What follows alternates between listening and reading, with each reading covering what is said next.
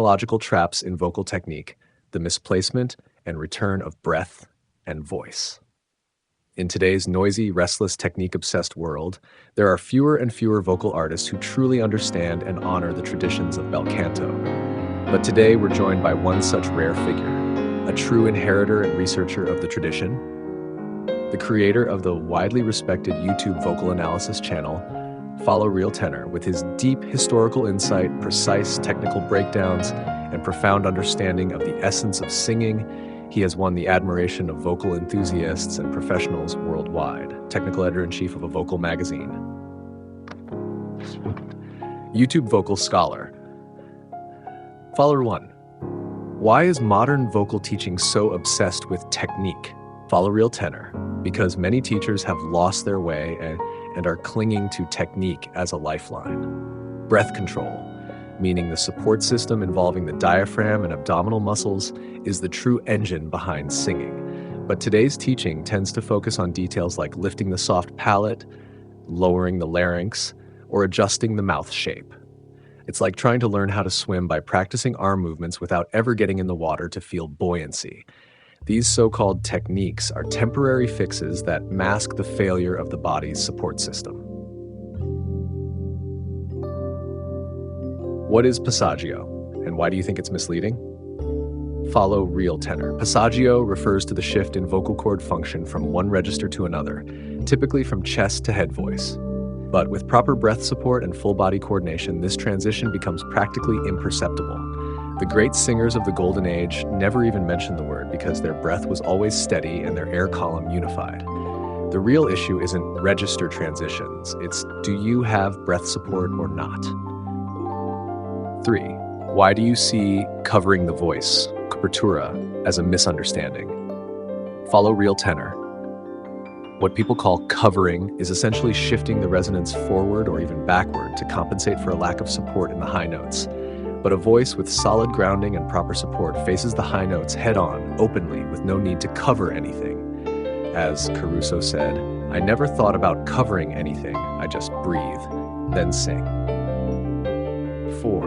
Why didn't Caruso and other Golden Age singers talk about Passaggio? Follow Real Tenor, because their training never involved this patchwork, fix the vocal cords mentality. Their breath, their support, their full body coordination were all prepared before phonation even began. High notes were a natural outcome of a rising, energized airflow, not something forced out by tightening the vocal cords. To them, there was no such thing as a transition zone. The voice was a single, uninterrupted channel, from the breath all the way to the final resonance. Can we say that Passaggio is a term invented by people who don't know how to sing? Follow Real Tenor, you could say that. It's a conceptual patch-up created by those who lack a fundamental understanding of how technique actually works. Truly skilled singers are never bogged down by these ideas. They're focused on whether their body is in sync, whether their breath is continuous, not on what technique to switch to at a certain pitch. Why are modern singers increasingly relying on the mouth and throat to solve vocal issues? Follow Real Tenor, because they haven't learned how to sing with their whole body. Without abdominal support and without chest resonance, they're forced to squeeze their throats and manipulate the mouth to create so-called high notes or tone color. But that's like drinking poison to quench your thirst. It might work short-term, but over time it damages the vocal cords and vocal habits. 7. Just how important is abdominal breath control? Follow Real Tenor. It's not just important, it's fundamental. Real singing begins with the pressure created in the abdomen, not with the mouth. When your support is stable, the voice becomes steady, bright, and natural. In practice, I recommend focusing your awareness on the air column between your lower belly and chest. That's the root of all sound. 8. How can you tell if a singer truly has breath support? Follow Real Tenor. Listen to whether their high notes sound effortless and resonant. Do they have air underneath them? Watch their body when they sing. Do their shoulders rise? Does the throat tighten? If the voice is floating up top, the support isn't grounded. If the voice can settle downward and has a sense of resonance, that means the breath is flowing through the body, and that's the right path. 9. Why do so many voices today sound flat or strained? Follow Real Tenor.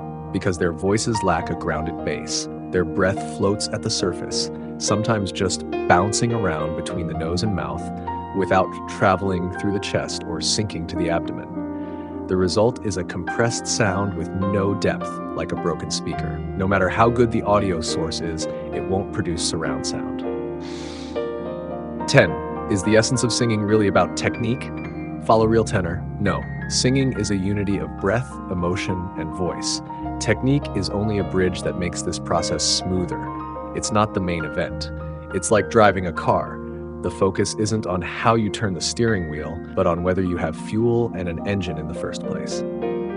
11. Why do students often sing worse the more techniques they learn? Follow real tenor. Because they're learning embellishments, not fundamentals. If you try to learn high notes, coloratura, or expressive gestures without first building a breath foundation, it's like a child trying to run before they can even stand. They're bound to fall. Voice is the result. The body is the cause. 12. How do you define natural singing? It's this. Inhale, open the chest, engage the abdomen. The sound flows out automatically. It's not about squeezing the mouth or using facial muscles to control the voice. It's a fountain-like flow where the breath carries the sound. You don't control it. It comes by itself. 13. Some say that everyone's physiology is different, so they need different techniques. What's your take? Voices have individuality, but the structure of the breathing system is universal. Regardless of age or gender, the position of the diaphragm, the vocal fold mechanism, the air pathway, it's all fundamentally the same. Personal differences shouldn't be used as an excuse to avoid building a shared foundation. Singing is not done with the throat, because the throat is just the exit point for the airflow. True singing happens in the chest cavity, diaphragm, and abdomen. It's powered by the body's physical energy. The throat simply transforms that energy into sound. Singing with the throat alone is the fastest way to damage your voice. 15. Can you summarize your core philosophy of vocal pedagogy in one sentence? Follow real tenor. If you can breathe, you can sing. If you have support, your voice has soul. All vocal technique should be built not on mechanical manipulation, but on whether your body wants to let the voice out, and whether it's structurally prepared to do so. 16. Why did Golden Age singers like Caruso never talk about Passaggio or cover, while today people are obsessed with those terms? Follow real tenor, because this reflects two completely different teaching philosophies. In the Golden Age, masters relied on physical coordination and the natural power of breath to overcome technical challenges. They didn't need those terms. Modern teaching, by contrast, often uses terminology to patch over the lack of physical foundation. 19th century Italian vocal training focused heavily on physical sensation. Teachers would place hands on a student's abdomen or back to feel the diaphragm's movement. They'd use imagery like, let the voice hang on a golden thread passing through your forehead. Exercises would guide vowel transitions, e.g. A, E, I, to naturally connect the voice. Caruso's training notes offered this as the secret to high notes. Breathe into your back, sing like you're yawning. Today's students often have to study 15 pages of a Passaggio manual just to attempt one high note. That's the difference. 17. So what exactly are terms like Passaggio and cover trying to compensate for? Follow real tenor. In plain terms, they're patches, used to cover up the problems that arise from weak breath support. Examples. Passaggio is often a way to cover the gap caused by disconnected breath flow between registers. The old school solution, expand your lower ribs sideways like a bellows during inhalation to be prepared ahead of time. Cover is used to suppress issues like a rising larynx, tense glottis, or sharp, squeezed tone. Golden Age singers trained low larynx positioning and tracheal resonance, letting the sound rise from the chest and stay naturally rounded. So when a student keeps asking, how do I cover the high note? What they're really saying is, my breath support doesn't reach that far. 18. From both a scientific and historical perspective, how are true high notes actually produced? Follow real tenor. High notes aren't about technique. They're a naturally triggered state of the vocal system. Let's break it down. Air pressure. The abdomen needs to maintain a steady pressure of around 8 to 10 centimeter or 2 O's. Neuromuscular control, the larynx must stay relaxed. If it compensates by tensing, it's game over. Analysis of Golden Age recordings shows when singing a high C, the chest resonance still contributed about 35%. Modern singers often don't even reach 15%. Vocal fold closure times were stable, around 0.5 to 0.7 milliseconds with no forceful slamming. Once airflow exceeds 200 milliliters per sec, the vocal folds naturally switch into a thin fold mode, and the high note happens on its own. The scientific conclusion is clear. High notes are not about technique. If the breath is right, the larynx is relaxed, and resonance is open, the note will appear by itself. So how should modern learners adjust? Are there any practical exercises? Follower. The key point is this: stop getting stuck in terminology. Return to the body's natural instinct. For example, don't ask, how do I cover this note? Ask instead, did my sound follow the breath column all the way to my forehead? Here are a few practical exercises to try. 1. Sing while lying down. This forces you to engage the real abdominal and back muscle chain, activating the natural support system. 2. Tissue test. Tape a tissue to the wall and use your breath to blow it to a 45-degree angle, holding it there steadily. This tests breath flow consistency.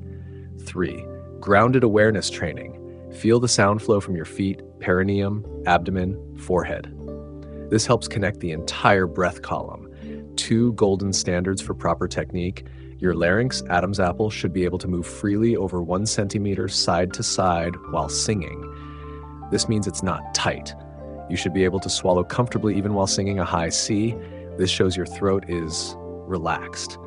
As Real Tenor says, people who know how to breathe don't need terminology. People who don't need instruction manuals. 20. Has any historical master ever summarized this breath-led high note concept? Follow Real Tenor. Yes, several in fact. We can find strong validation in the practices of Alfred Picaver, Giovanni Martinelli, and Richard Tucker. And Alfred Picaver, an often overlooked legendary tenor whose breathing technique was near perfect. He once said, "You must sing like a bellows, fill with air, then release it steadily." Picaver's technique combined diaphragmatic control with intercostal stability. His high notes weren't pushed up, they were lifted by the breath column. His resonance tube was fully connected. When he sang high, his throat completely relaxed. The sound seemed to hang from the ceiling, like a suspended lamp. Listen to his Celeste Ida or Mapari Tutamor, and you'll hear a consistent thread. The tone never wobbles or breaks, it rides the breath. One of the greatest pillar-style tenors after Caruso, he once said, "A high note is never pressure, it's uplift. Real support is not a push, it's a rise." That sentence alone replaces the need for terms like passaggio or cover. He relied on an upright sound column, steady abdominal pressure, and a free throat. When he sang Infernum Land, the sound rose from low to high like a tower. No gear shifts, no artificial covering. His diction was firm, his tone was stable, all signs of directed, supported breath. Most modern students need to adjust positions or mask transitions because their airflow is scattered. A bridge between the golden age and the modern era, one of the few tenors who preserved true Italian technique. His method was solid, and he never relied on jargon. He put it plainly, don't fix the sound, fix the breath. Tucker's high notes were never thin nor disguised. They came from consistent resonance through chest, mouth, nose, and breath. He embodied the principle of inhale low, send high. His larynx floated freely, not pressed, not suppressed. In Di quella pira or Che gelida manina, even at his most intense moments, the sound stayed wide, rich, and three-dimensional, the result of structural breath technique. In summary, the Golden Age masters didn't talk about terminology. Their bodies delivered the answers. They never asked, where is my passaggio? They asked, did my breath send the sound to my forehead?